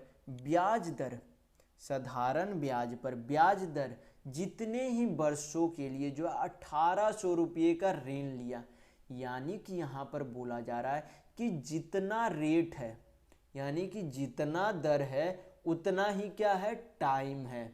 यानी कि अगर रेट मान लेंगे 5% है तो टाइम भी कितने साल है, 5 साल है। यानी कि जितना रेट है उतना ही क्या है, टाइम है। यानी कि अंकों में समान है। किस में समान है, अंकों में समान है। अगर आर जो है 10% है तो टाइम भी कितना हो जाएगा, 10 साल हो जाएगा। उसमें जो है बोला गया है कि उस पर जो है कितने का जो है साधारण ब्याज मिलता है, 1800 रुपये का साधारण ब्याज यानी कि सिंपल इंटरेस्ट मिलता है। फिर आगे बोला गया क्वेश्चन में कि यदि उसने ऋण अवधि के अंत में ब्याज के रूप में साधारण ब्याज, सॉरी ये आपका 1800 रुपये जो आपका प्रिंसिपल है, यहाँ पर आपका सिंपल इंटरेस्ट यानी कि साधारण ब्याज नहीं है, प्रिंसिपल यानी कि मूलधन है। मैंने आपको यहाँ पर गलत बता दिया कि यहाँ पर 1800 रुपये क्या है, आपका साधारण ब्याज नहीं है, मूलधन है। फिर यहाँ पर बोला गया कि अवधि के अंत में जो है 1152 रुपये का क्या मिलता है, ब्याज मिलता है। यानी कि ये आपका 1152 रुपये क्या है, ये आपका क्या है, साधारण ब्याज है, यानी कि सिंपल इंटरेस्ट है। तो 1800 रुपये क्या हो गया आपका मूलधन, 1152 रुपये आपका क्या हो गया, साधारण ब्याज भी हो गया। तो आपसे क्वेश्चन में पूछा जा रहा है कि ब्याज दर क्या थी, यानी कि रेट क्या थी। तो सबसे पहले आपको सिंपल इंटरेस्ट यानी कि साधारण ब्याज निकालने का फॉर्मूला पता होना चाहिए। फॉर्मूला क्या होता है, P into R into T by क्या होता है, 100 होता है। तो ये एकमात्र साधारण ब्याज निकालने का फॉर्मूला होता है। यहाँ पर क्या करेंगे, सारा वैल्यू पुट करेंगे तो आपका क्या निकल जाएगा, यहाँ पर रेट का वैल्यू निकल जाएगा। तो सिंपल इंटरेस्ट यानी कि साधारण ब्याज कितना दिया गया है क्वेश्चन में, 1152 रुपये साधारण ब्याज मिलता है। बराबर का साइन है तो बराबर दे दें। प्रिंसिपल यानी कि मूलधन कितना है, तो 1800 रुपये है। रेट हमें निकालना तो आर से उसे डिनोट कर देंगे। और टाइम को क्या आर से डिनोट कर सकते हैं, यानी कि उसे रेट से ही डिनोट कर सकते हैं, क्योंकि रेट और टाइम क्या है, बराबर है। तो टाइम की जगह हम लोग क्या कर देंगे, रेट से, यानी कि उसे आर से डिनोट कर देंगे। बटा नीचे क्या लिख देंगे, 100 लिख देंगे। इसे हल करेंगे तो क्या निकल जाएगा, रेट का वैल्यू निकल जाएगा। तो 2 शून्य 2 शून्य चला गया, 18 से काटेंगे तो यहाँ पर 18 चौक 78 से आपका हो गया, 5 और 2 7, 18 चौक 72 हो गया।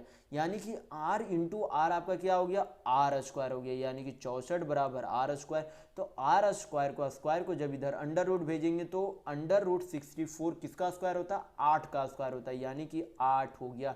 यानी कि रेट यानी कि दर आपका कितना आ गया, 8% आ गया। कितना आ गया, 8% दर आ गया। यानी कि आपका ऑप्शन नंबर 2 बिल्कुल सही होगा। अगर आपसे यहाँ पे टाइम पूछ लिया जाता तो टाइम आपका क्या हो जाता, 8 साल हो जाता। रेट आपसे पूछा गया तो 8%, अगर आपसे टाइम पूछ लिया जाता यहाँ पर तो क्या हो जाता, 8 साल हो जाता। तो चलिए बढ़ते नेक्स्ट क्वेश्चन की ओर। तो देखेंगे क्वेश्चन नंबर 15। यहाँ पर दिया गया कि यदि 828 रुपये को 3 भागों में 1/2 अनुपात 2/3 अनुपात 3/4 के अनुपात में विभाजित किया जाता है, यानी कि बांटा जाता है। तो आपसे पूछा जा रहा है कि दूसरा भाग का रुपये में जो है कितने रुपये था। यहाँ पर जो है, यहाँ पर क्या निकालना होगा हमें, फ्रैक्शन की जगह एक इंटीजर में, यानी कि एक जो है नेचुरल नंबर यहाँ पर निकालना पड़ेगा। यहाँ पर फ्रैक्शन से हमें क्या करना होगा, एक इंटीजर या फिर नेचुरल नंबर निकालना होगा। तो यहाँ पर क्या करेंगे, सबसे पहले जो नीचे का अंक दिया गया उसका सारा क्या कर लेंगे, एलसीएम ले लेंगे और सभी संख्याओं में क्या कर देंगे, गुना कर देंगे। जैसे कि क्या है, 1/2 है, फिर 2/3 है, फिर क्या है 3/4 है। तो नीचे का सारा एलसीएम सबसे पहले लेंगे तो कितना हो जाएगा, 4 3 2 का एलसीएम कितना होता है, 12 होता है। तो सभी में क्या कर देंगे, 12 से गुना कर देंगे। क्या करेंगे, सभी में 12 से गुना कर देंगे। तो आपका क्या निकल जाएगा, एक इंटीजर में वैल्यू या फिर नेचुरल नंबर में एक वैल्यू निकल जाएगा। तो काटेंगे तो कितना, 2 छक 12, 3 चौक 12, 4 तिया 12। यहाँ पर कितना आ गया आपका, 6, 4 दूनी 8, 3 तिया 9 आ गया। यानी कि एक इंटीजर में सभी भागों का वैल्यू आ गया। यहाँ पर क्या करेंगे, यहाँ पे कुल रुपये दिए गए हैं, यहाँ पर रेशियो में सभी का अनुपात दिया गया। तो रेशियो में जो है टोटल कितने यूनिट है, तो 8 6 14, 14 9 आपका कितना हो गया, 23 यूनिट हो गया। यानी कि कुल जो है कितने रुपये है, 23 यूनिट। और कुल जो है एक्चुअल में कितने रुपये दिए गए हैं, 828 रुपये जो है बांटा गया तीनों के बीच। तो क्या करेंगे, यहाँ पर 1 यूनिट का वैल्यू निकाल लेंगे। तो 23 से काटेंगे कितना बार में चला जाएगा, 23 तिया 69, आपका 12 1 13, 138, यानी कि 6 बार में चला जाएगा। तो 1 यूनिट का वैल्यू कितना रुपया आ गया, 36 रुपया आ गया। हमें चाहिए क्या, दूसरा भाग, यानी कि 8 यूनिट का वैल्यू चाहिए। तो 1 यूनिट का वैल्यू अगर 36 रुपया, तो 8 यूनिट का वैल्यू निकालने के लिए क्या करेंगे, 8 से गुना करेंगे। तो 36 दूनी 72, दूनी 144, दूनी कितना हो जाएगा, 288 हो जाएगा। 8 6 48, 8 24 4 28। यानी कि दूसरे भाग जो है कितने रुपये की थी, कितना रुपया दिया गया था दूसरे भाग में, 288 रुपया दिया गया था। यानी कि इस प्रश्न का आंसर क्या होगा, 288 रुपये। तो चलिए बढ़ते नेक्स्ट क्वेश्चन की ओर। तो देखेंगे क्वेश्चन नंबर 16।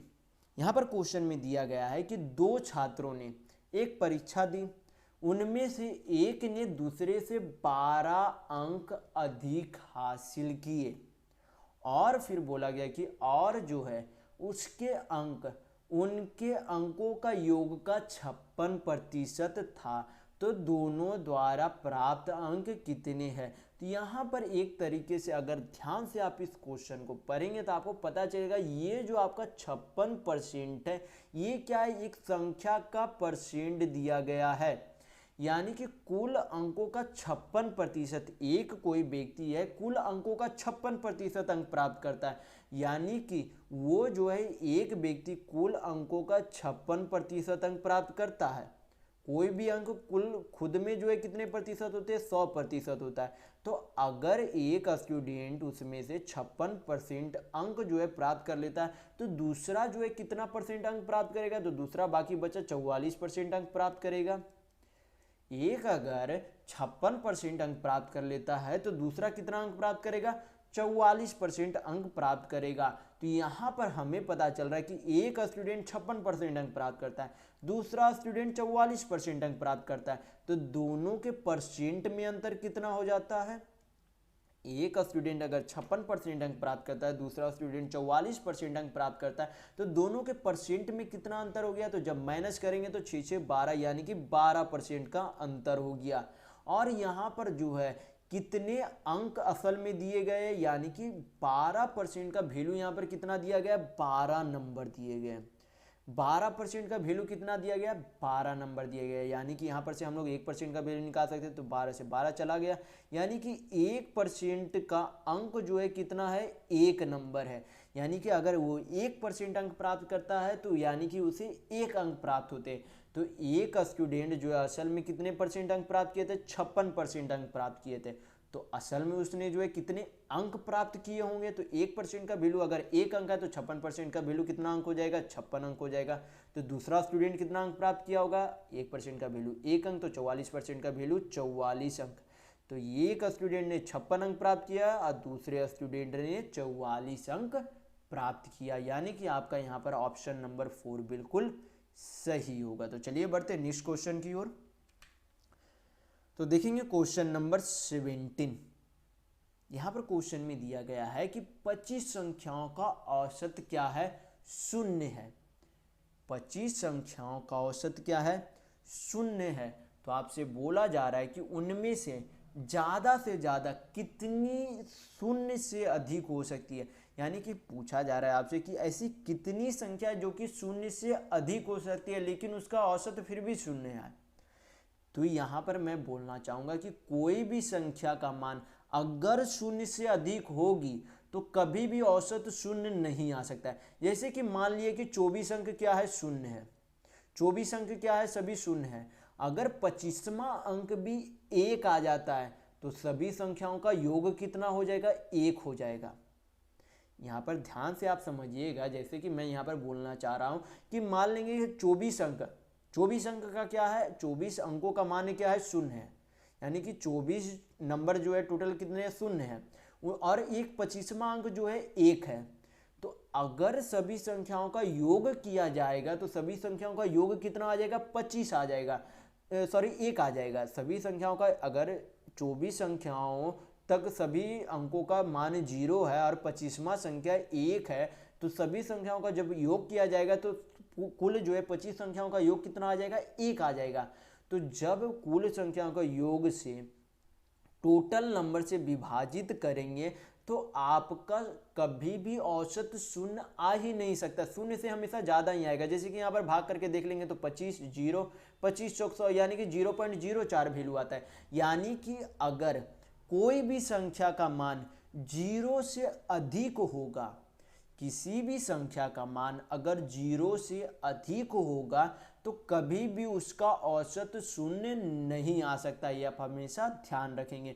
यानी कि कुल 25 के 25 संख्या का मान क्या होगा, शून्य होगा, तभी उनका औसत जो है क्या हो जाएगा, शून्य हो जाएगा। यानी कि कोई भी ऐसी संख्या नहीं है जो कि शून्य से ऊपर है, यानी कि आपका ऑप्शन नंबर 4 होगा। यानी कि ऐसी कोई भी संख्या नहीं है जिसका मान जो है शून्य से अधिक है, तो यानी कि 0 संख्या ऐसी है। तो आपका ऑप्शन नंबर यहाँ पर 4 बिल्कुल सही है। तो चलिए बढ़ते हैं नेक्स्ट क्वेश्चन की ओर। तो देखेंगे क्वेश्चन नंबर 18। ये आपका क्या है, पहले वाले ही ग्राफ है, इसमें ग्राफ में 2 क्वेश्चन पहले भी आपका यहाँ पर दिया गया है, ये आपका तीसरा क्वेश्चन है इस ग्राफ से। तो यहाँ पर देखेंगे कि प्रश्न में आपसे पूछा क्या जा रहा है।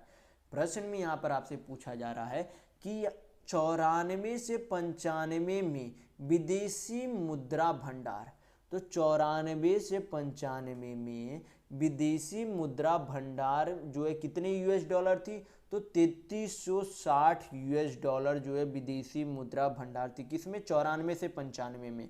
फिर आगे बोला गया है कि 94 से 95 में विदेशी मुद्रा भंडार समीक्षाधीन अवधि के औसत विदेशी मुद्रा भंडार का लगभग कितने प्रतिशत था। यानी कि सबसे पहले बोला गया है कि आपका ये जो है 3360 जो US डॉलर है वो कुल जो है टोटल जो है सभी वर्षों का औसत, सभी वर्षों का कुल योग मिलाकर उसका औसत का जो है कितना प्रतिशत है। तो हमें क्या निकालना होगा, सभी जो है टोटल जो यहाँ पर US डॉलर में जो यहाँ पर विदेशी मुद्रा भंडार दी गई है उसका कुल का औसत यानी कि एवरेज निकालना होगा। तो एवरेज निकालने से पहले हमें सभी का योग निकालना पड़ेगा। तो योग यहाँ पर सभी करेंगे। तो यहाँ पर सबसे पहले क्या था, 2640 US डॉलर थी 91 से 92 में, 92 से 93 में 3720, फिर आगे आपकी कितनी थी 2520 थी, फिर उससे आगे आपकी कितनी थी 3360, फिर उससे आगे आपके 3120, 4320, उसके आगे फिर 5040, फिर आपका क्या था 3120 था। सभी को क्या करेंगे यहाँ पर जोड़ कर देख लेंगे। तो 0 4 2 6 2 8 6 14 2 16 2 18 4 22 और 2 आपका कितना हो गया 24, हाथ में 2, 7 6 13 5 18 3 21 1 22 3 25 1 26 और 2 आपका कितना हो गया 28, हाथ में 2 हो गया। 3 2 5 2 7 3 10 3 13 4 17 5 22 और 3 25 और 2 हाथ में कितना हो गया 27 हो गया। यहाँ पर क्या करेंगे, कुल संख्याओं यानी कि टोटल जो है विदेशी मुद्रा भंडार का कुल योग निकल गया। अब यहाँ हमें जो है निकालना क्या है, औसत निकालना। तो औसत निकालने के लिए क्या करेंगे, टोटल जितने साल थे उससे क्या करेंगे भागा दे देंगे। तो टोटल कितने साल थे 3 3 6 2 8 थे। तो क्या करेंगे 8 से यहाँ पर भागा दे देंगे तो क्या निकल जाएगा आपका औसत निकल जाएगा। यहाँ पर 8 से भागा देंगे तो आपका कितना आ जाएगा 8 या 24, 3 बचा आपका, 8 चौक 32, 6 8 64, यानी कि कुल जो है सालों का विदेशी मुद्रा भंडार का औसत भंडार कितना आ गया 3480। तो ये पूछा जा रहा है कि ये जो 3360 US डॉलर है इस औसत का कितना प्रतिशत है। तो इस औसत से तुलना करने के लिए हमें बोला जा रहा है। तो तुलना हमें जब किया जाता है तो उसे क्या कर लेंगे, हमें नीचे लिख देंगे। परसेंट में वैल्यू निकालना है तो क्या करेंगे 100 से मल्टीप्लाई कर देंगे। क्या करेंगे 100 से मल्टीप्लाई करेंगे तो आपका परसेंट में वैल्यू आ जाएगा। तो इसे हल करेंगे, 1 0 आपका चला गया, 4 से कट रहा है काट देंगे, 4 8 32, 4 चौक 16 आपका हो गया, 4 8 32, 4 7 28 हो गया। यानी कि 8400 को क्या करना होगा 87 से भाग कर देखना होगा। तो यहाँ पर हम लोग भाग करके देख लेते कितना आता है आपका। तो 87 से यहाँ पर सबसे पहले 9 बार में लगाएंगे, 9 से 63, 3 6 9 8 72 अच्छी आपका कितना हो जाता है 72 अच्छे 78 हो जाता है। शेष आपका कितना बचेगा 7, यहाँ पर 3, तो 8 5 13, यानी कि कितना बच गया आपका 57 बच गया। तो यहाँ पर 0, तो आपका कितना आ जाएगा यहाँ पर 6 बार में लगा के देख लेते तो 7 छक 42 2 4, 8 छक 48, 48 और 4 आपका कितना हो गया 52 हो गया। तो यहाँ पर शेष आपका कितना बचेगा 8, यहाँ पर 6 में 2 गया 4, यानी कि आपका 96 पॉइंट कुछ % आंसर आएगा। तो यहाँ पर ऑप्शन में जब आप देखेंगे तो 96.5, यानी कि 96 से आपका एक ही ऑप्शन यहाँ पर सही हो रहा है। तो यानी कि आपका ऑप्शन नंबर 3 बिल्कुल सही होगा। तो चलिए बढ़ते हैं नेक्स्ट क्वेश्चन की ओर। तो देखेंगे क्वेश्चन नंबर 19। यहां पर दिया गया है कि 3 संख्याओं का योग, 3 संख्याओं का योग कितना है 134 है। 3 संख्याओं का योग कितना है 134 है। फिर बोला गया कि यदि दूसरी जो है दूसरी से पहली का अनुपात, दूसरी से पहली का अनुपात कितना है 3:4 है। दूसरी से पहली का अनुपात कितना है 3:4 है। और तीसरी से दूसरी का अनुपात कितना है 5.8 है। कितना है 5.8 है। तो यहाँ पर आप जो है यहाँ पर आप कंफ्यूज हो सकते हैं कि दूसरी से पहली, तो ये आप दूसरा अंक और ये आप पहला अंक नहीं मान लीजिएगा। ये जो है यहाँ पर जो है क्या बोला जा रहा है ये बोला जा रहा है दूसरी से पहले का अनुपात, यानी कि तुलना किससे की जा रही है, दूसरी से, यानी कि ये जो है 4, ये दूसरा है, ये पहला है, और इसमें भी आपका क्या है, ये तीसरा और ये दूसरा है। तो ये अनुपात में आप जो है कंफ्यूज नहीं होइएगा। जब भी जिससे तुलना किया जाता है वो बाद वाला अनुपात होता है। जैसे कि तुलना यहाँ पर दूसरे से बोला जा रहा है, तो दूसरे से पहले की तुलना की जा रही है, तो दूसरा जो है कौन है, 4 है, यहाँ पर पहला 1 है, और यहाँ पर तीसरा 8 है और दूसरा 5 है।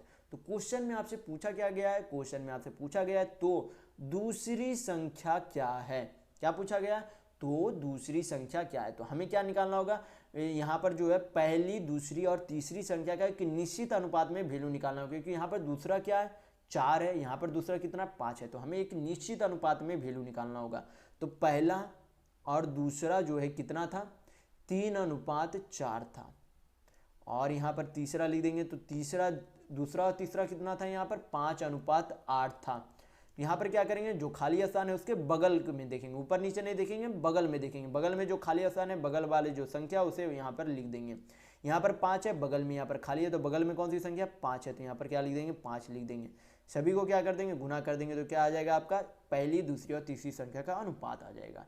यहाँ पर 5 दिया आपका कितना हो गया, 15 हो गया, 5 चौक 20 हो गया, और 8 चौक कितना हो गया, 32 हो गया। ये आपका क्या आ गया, तीनों संख्याओं का निश्चित अनुपात आ गया। तो यहाँ पर क्या करेंगे, सभी संख्याओं को यहाँ पर जोड़ेंगे, तो यहाँ पर कितना हो जाएगा आपका, 5 2 7, 3 2 5 1 6, यानी कि टोटल कितने यूनिट है, 67 यूनिट है। और यहाँ पर जो है तीनों संख्याओं का योग कितना दिया गया है, 134 दिया गया। तो जब इसे कैलकुलेट करेंगे तो कितना बार में चला जाएगा, 2 बार में चला जाएगा, यानी कि 1 यूनिट का वैल्यू कितना है, 2 है। तो आपसे पूछा क्या गया है, दूसरी संख्या कितनी है, तो दूसरी संख्या जो है कितने यूनिट है, 20 यूनिट है। तो 1 यूनिट का वैल्यू अगर 2 है तो 20 यूनिट का वैल्यू निकालने के लिए क्या करेंगे, 20 से गुना करेंगे, तो कितना हो जाएगा, 20 दूनी 40 हो जाएगा, यानी कि दूसरी संख्या कितनी है, 40 है। दूसरी संख्या कितनी है, 40 है, यानी कि आपका ऑप्शन नंबर 4 बिल्कुल सही होगा। तो चलिए बढ़ते हैं नेक्स्ट क्वेश्चन की ओर। तो देखेंगे क्वेश्चन नंबर 20। यहां पर दिया गया है कि ए जो है 10 दिन में एक कार्य को कर सकता है। कितने दिनों में कर सकता है, 10 दिन में कर सकता है। फिर बोला गया और बी जो है उसी काम को 15 दिनों में कर सकता है। कितने दिनों में कर सकता है, बी उसी काम को 15 दिनों में कर सकता है। फिर बोला गया कि यदि बी 5 दिनों के लिए एक साथ काम करे तो बचे हुए कार्य का अंश क्या है। तो यहाँ पर सबसे पहले आपको पता होना चाहिए, और मैं पहले वाले वीडियो में काफ़ी बार आपको बता चुका कि टाइम एंड वर्क में टोटल वर्क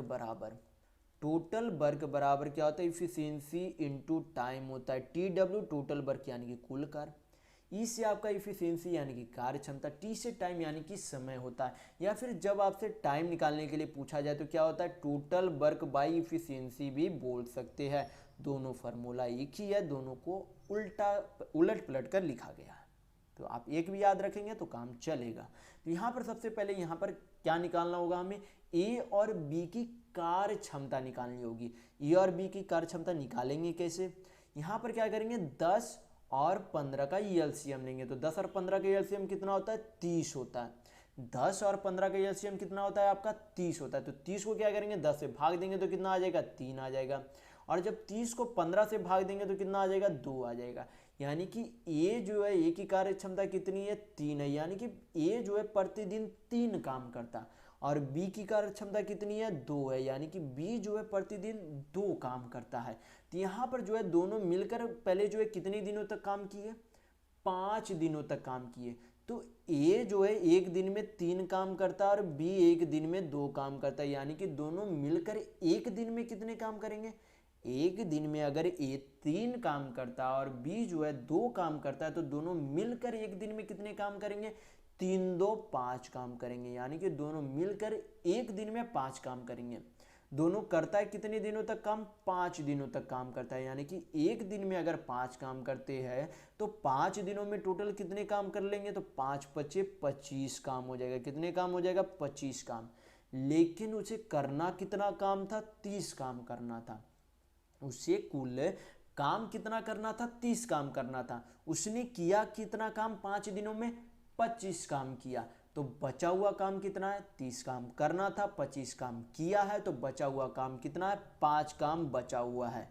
5 काम क्या हुआ, अभी भी बचा हुआ है। तो यहाँ पर पूछा गया क्वेश्चन में, तो बचे हुए कार का अंश यानी कि उसका फ्रैक्शन में वैल्यू क्या है, तो बचा हुआ काम 5 है, टोटल काम कितना था, 30 था, यानी कि कुल कामों में से 5/30 बचा हुआ है। यानी कि जब इसे कैलकुलेट करेंगे तो यानी सिंप्लीफाई करेंगे तो कितना हो जाएगा, 5 6 30, यानी कि 1/6 काम अभी भी क्या है, बचा हुआ है। 1/6 काम क्या है, अभी भी बचा हुआ है, यानी कि आपका ऑप्शन नंबर 2 बिल्कुल सही होगा। तो चलिए बढ़ते हैं नेक्स्ट क्वेश्चन की ओर। तो देखेंगे क्वेश्चन नंबर 21।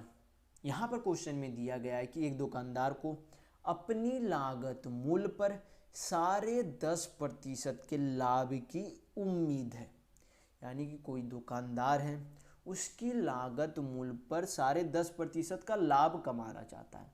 फिर बोला गया कि यदि एक सप्ताह में उसकी बिक्री जो है 442 रुपये की है तो उसका लाभ क्या है। यानी कि मान लेंगे कि किसी वस्तु का दाम है, किसी वस्तु का दाम जो है, किसी वस्तु को जो है बेचा कितने में गया, यानी कि ईएसपी यानी कि विक्रय मूल्य कितना है। यहाँ पर सप्ताह, यहाँ पर ये सब छोड़ देते हैं। यहाँ पर मान लीजिए कि आपका एक वस्तु को जो है बेचा कितने में गया, 442 रुपये में बेचा गया। 442 रुपये में बेचने पर लाभ कितने का होता है, 10.5% का लाभ होता है। तो यहाँ पर से हम लोग क्या निकाल सकते हैं, सीपी यानी कि क्रय मूल्य निकाल सकते हैं। क्या निकाल सकते हैं, सीपी यानी कि क्रय मूल्य निकाल सकते हैं। यानी कि 442 रुपये का सामान था, 10.5% को पहले हम लोग फ्रैक्शन में चेंज कर लेंगे तो आपका कितना आ जाएगा, 105/1000। तो कितना आ जाएगा आपका, 21/200 आ जाएगा। यानी कि 200 का कोई सामान 21 यूनिट के लाभ में बेचा गया। 200 का कोई सामान जो है 21 यूनिट के लाभ में बेचा गया। यानी कि 200 का कोई सामान कितने में बेच दिया गया, 21 यूनिट के लाभ, यानी कि 221 में बेच दिया गया। तो जब यहाँ पर हम लोग कैलकुलेट करेंगे तो आपका क्या निकल जाएगा, सीपी यानी कि उस वस्तु का क्रय मूल्य निकल जाएगा। यहाँ पर काटेंगे तो कितना बार में चला जाएगा, 2 बार में चला जाएगा। यानी कि 2 दूनी कितना हो गया, 4 पे 2 शून्य, यानी कि उस वस्तु का क्रय मूल्य कितना आ गया, 400 रुपया आ गया। यानी कि उसे खरीदा कितने में था, 400 रुपया में, बेच कितने में दिया, 442 रुपये में बेच दिया। अगर उसने खरीदा 400 रुपये में, बेच दिया 442 रुपये में, तो लाभ कितने का हो रहा है, तो 442 माइनस 400 करेंगे तो कितना हो जाएगा, 42 रुपये आ जाएगा। यानी कि उसे कुल मिलाकर 42 रुपये का लाभ हुआ है। यानी कि आपका ऑप्शन नंबर 1 बिल्कुल सही होगा। तो चलिए बढ़ते हैं नेक्स्ट क्वेश्चन की ओर। तो देखेंगे क्वेश्चन नंबर 22। यहाँ पर दिया गया है कि ए जो है, एक कार्य जो है 3 घंटे में कर सकता है। फिर बोला गया कि बी और सी इसे जो है 4 घंटे में कर सकते हैं। फिर बोला गया कि ए और सी जो है इसे मिलकर 2 घंटे में कर सकते हैं। तो आपसे पूछा जा रहा है बी अकेले इसे करने में कितना समय लेगा। तो अभी आपको बताया गया टाइम बराबर क्या होता है, टोटल वर्क बराबर बाई क्या हो जाता है, इफिशियंसी यानी कि कार्य क्षमता होता है। अभी आपको पिछले वाले क्वेश्चन में मैं आपको ये फॉर्मूला बता, क्या होता है, टाइम बराबर कुल कार्य बटा कुल कार्य क्षमता। यहाँ पर क्या करेंगे, सभी की कार्य क्षमता सबसे पहले निकालेंगे। तो ए जो है अकेले किसी काम को कितने घंटे में करता है, 3 घंटे में।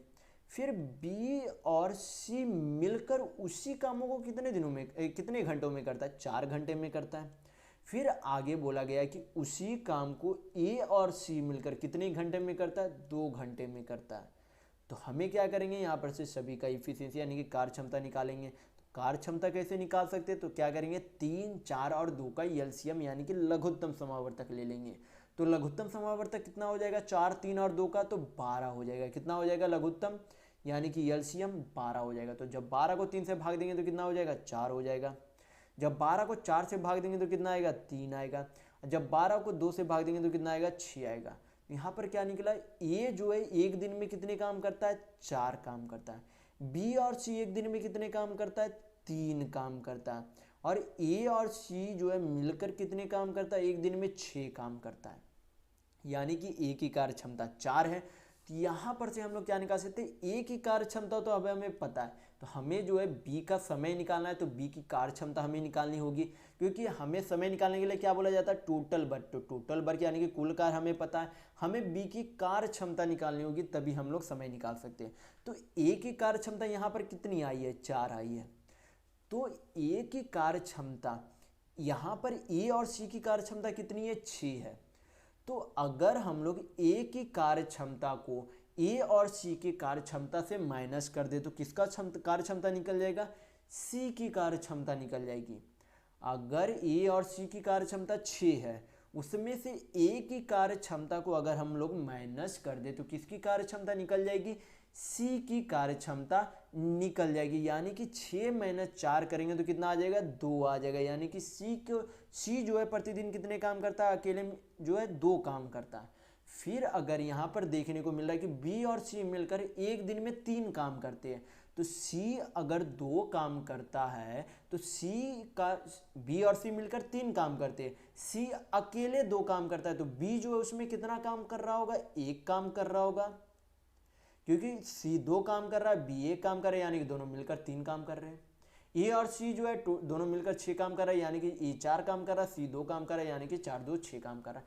तो अब हमें ए बी सी की कार्य क्षमता पता है, लेकिन हमें जो है समय जो है किसका निकालना है, सिर्फ बी का निकालना है।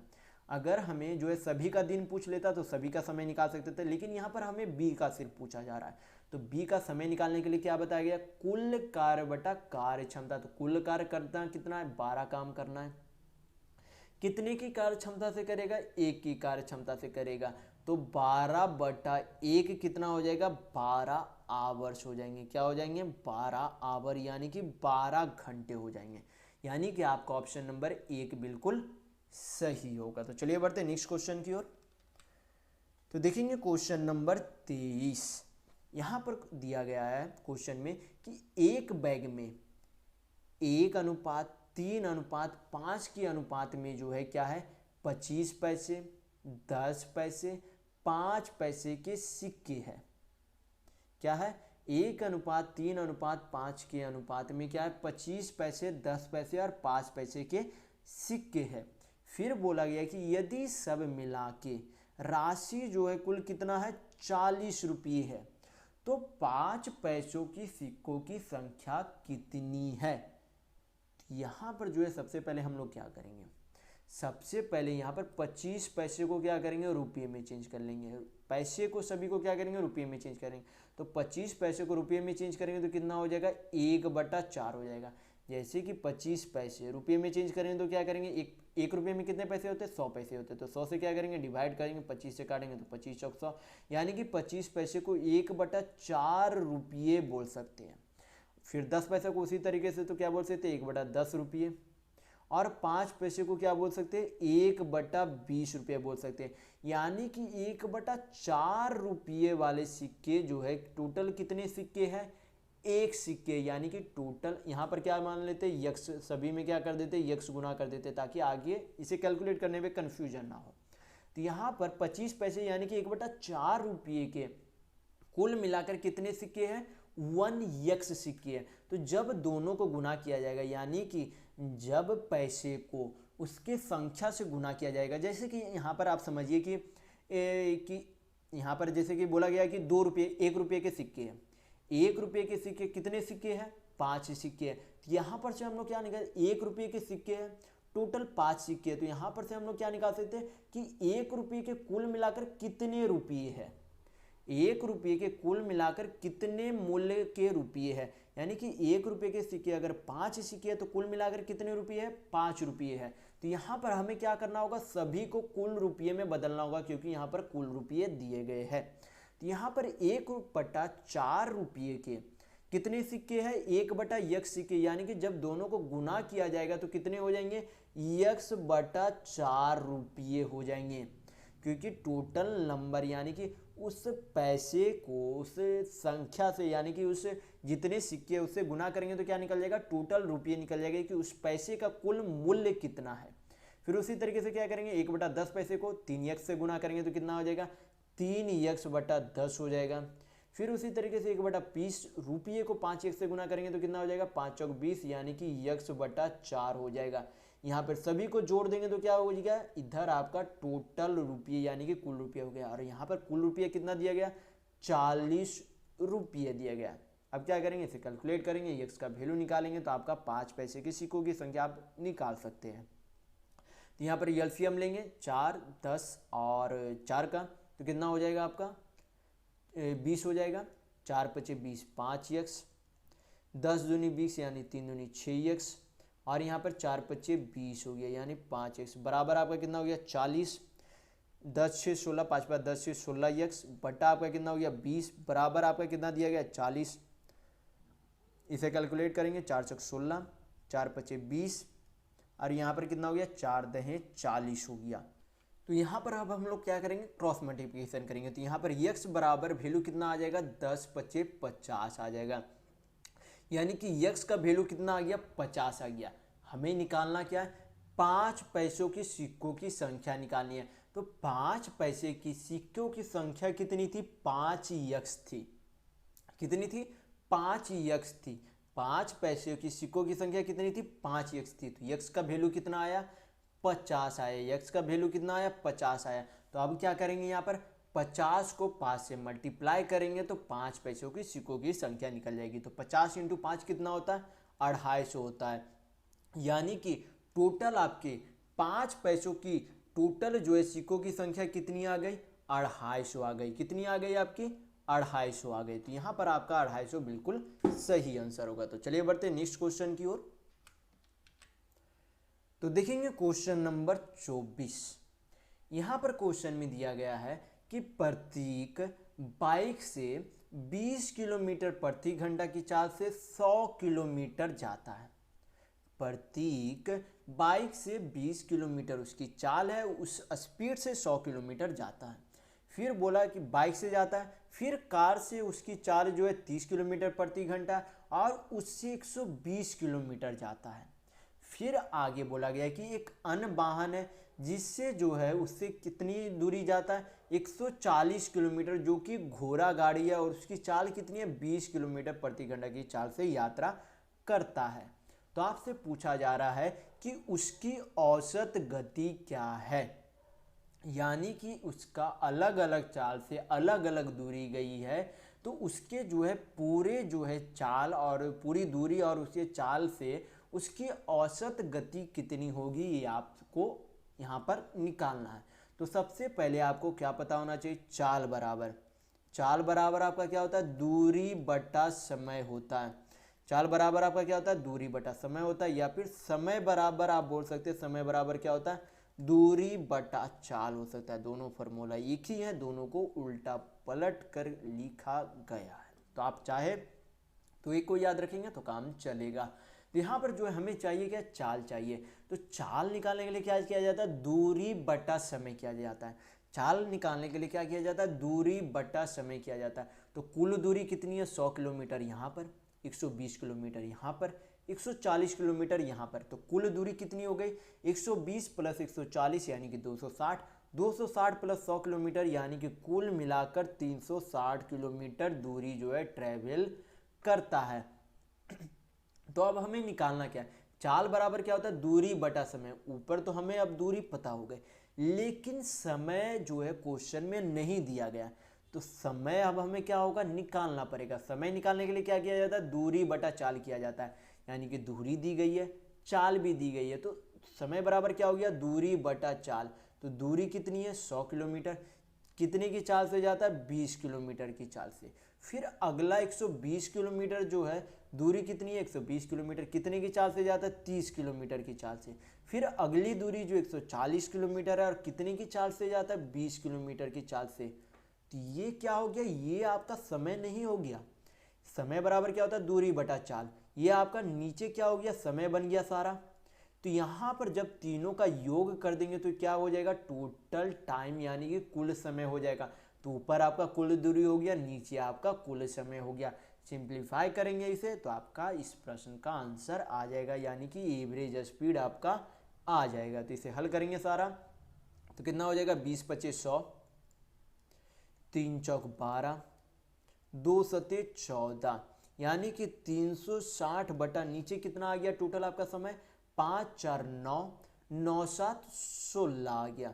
यहाँ पर काटेंगे तो 8 दूनी 16, 8 चौक 32, 8 25 40, पॉइंट में आंसर आएगा। 45 को 2 से भाग देंगे तो कितना आ जाएगा, 22.5 किलोमीटर प्रति घंटा क्या हो गई उसकी औसत चाल, यानी कि एवरेज स्पीड हो गई। तो यानी कि आपका ऑप्शन नंबर 3 बिल्कुल सही होगा। तो चलिए बढ़ते नेक्स्ट क्वेश्चन की ओर। देखेंगे क्वेश्चन नंबर 25। यहां पर क्वेश्चन में आपको दिया गया है कि यदि एक दुकानदार पेन पर 20% की छूट और फिर 10% की अतिरिक्त छूट देता है, जिसकी अंकित यानी कि जिसका अंकित मूल्य 750 रुपये है, तो पेन का विक्रय मूल्य कितना है। बोला गया कि यदि पेन का कोई अंकित मूल्य यानी कि उसका मार्क्ड प्राइस कितना है, 750 रुपये है, तो 750 रुपये पे पहले 20% की छूट देता है, फिर उसके बाद यानी कि 20% छूट देने के बाद फिर कितना छूट देता है, फिर 10% और छूट देता है। तो सबसे पहले हम लोग क्या करेंगे, परसेंट को फ्रैक्शन में चेंज करेंगे। काफ़ी बार आपको पता चुका है परसेंट को फ्रैक्शन में किस तरीके से चेंज किया जाता है। जैसे कि 20% को क्या लिख सकते हैं, 1/5 लिख सकते हैं, और फिर 10% को क्या लिख सकते हैं, 1/10 लिख सकते हैं। यानी कि 5 यूनिट का सामान 1 यूनिट की छूट में उसे बेच दिया गया। यानी कि अगर 5 यूनिट का पहले दाम था तो उसे 1 यूनिट की छूट यानी कि 4 यूनिट में बेच दिया। यानी कि इधर आपका मार्क्ड प्राइस यानी कि अंकित मूल्य है, इधर आपका एसपी यानी कि विक्रय मूल्य है। फिर आपका दूसरे बार में भी क्या बोला गया कि 10 यूनिट का अंकित मूल्य 1 यूनिट की छूट में बेच दिया गया। यानी कि उसका दूसरे बार में अंकित मूल्य 10 था, 1 यूनिट की छूट यानी कि 9 यूनिट में बेच दिया गया। तो जब इसे हल करेंगे यानी कि जब इसे गुना करेंगे तो इधर आपका क्या आ जाएगा, मार्क्ड प्राइस का रेशियो आ जाएगा, और इधर जो है आपका क्या आ जाएगा, एसपी का यूनिट में मान आ जाएगा। तो यहाँ पर कितना हो जाएगा, 10×5 = 50, और कितना हो जाएगा, 9×4 = 36 हो जाएगा। यानी कि मार्क्ड प्राइस कितने यूनिट है, 50 यूनिट, और विक्रय मूल्य कितना है, 36 यूनिट है। यानी कि 50 यूनिट का वैल्यू 50 यूनिट का वैल्यू यहाँ पर कितना दिया गया, 750 रुपये दिया गया। यानी कि 50 यूनिट का वैल्यू कितना है, 750 रुपये। तो यहाँ पर से हम लोग क्या निकाल सकते हैं, 1 यूनिट का वैल्यू निकाल सकते हैं। तो इसे हल करेंगे, 2 शून्य शून्य चला गया, 5 से 75 को 15 बार में चला जाएगा।